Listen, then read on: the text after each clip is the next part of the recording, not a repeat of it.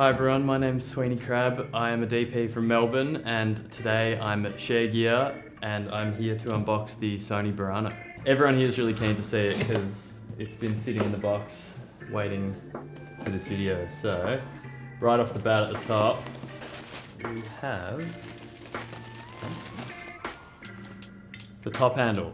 Really well made. That's my first note. It's I wonder if it's like cast or something, but it's very sturdy. 4 mounting points there, and then some sort of NATO rail system on the side for a viewfinder that I'm sure we'll get into in a minute. Here's the monitor. Nicer than the FX6 one, I'll say that off the bat. It's like a metal shell body. Looks about the same size as you'd find on like the FX3 or something like that. Very similar to like the LF EVF and monitor, with the placement of these buttons and the ones on the side as well, and good build quality like all of the RE stuff. So it doesn't have like its own electronic EVF, but it has this great big, you can see there's glass and stuff through there, this great big connect that goes onto the monitor so that you can use it like a big EVF. Alright, is this it? Might be it.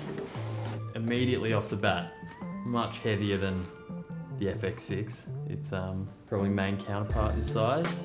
So this will be our first look at the body, which immediately off the bat feels like it's got a bit of weight to it, and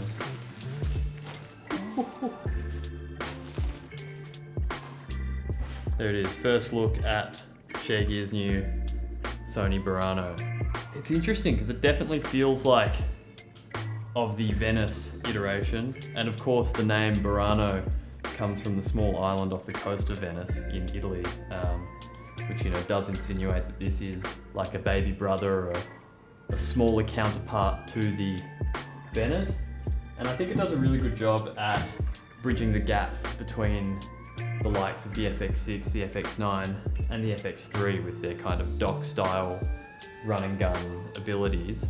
Unlike the Venice, there's no on-body monitors, it's just the buttons, so you'll do all your settings and stuff through the monitor that goes on the top handle. So we've got 2 full-size XLRs and a USB-C here. And then over at the back of the camera at the top, we have an HDMI port, a full-size HDMI, which is cool. We've got 2 SDI outs here, and then we have our time code in and out at the bottom, these 2 bottom BNCs. And then we have 12 volt power as well, and built in is a V-mount plate. And it's pretty similar. I'm just gonna pull them up together. The Burano includes the same stepless electronic variable ND as the FX6, which is very, very handy, especially for doco style shooting where you might want to just slightly adjust your ND and you don't want to move in hard incremental stops like most traditional cinema cameras. Gives you a lot of really good flexibility.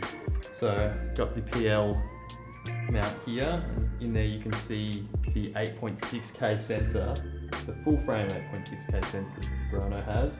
Alright, so after a little bit of trial and error, because it is our first time pulling it out of the box, I've got it built and it looks really good. The interesting thing is if you remove these 6 screws here and take the mount off, underneath on the base of the body built in is a Sony E-mount, which means you can put the native G-Master lenses straight on the Burano, and when you do that you get access to things like the touch tracking autofocus and whatever stabilization those G-Masters have to offer as well. Alright, so we'll show off the PL system with this Nisi Athena, which would be, one of the common lenses you might put on this, especially if you're doing some kind of doco-y stuff, moving with a lightweight package, and that's pretty cool.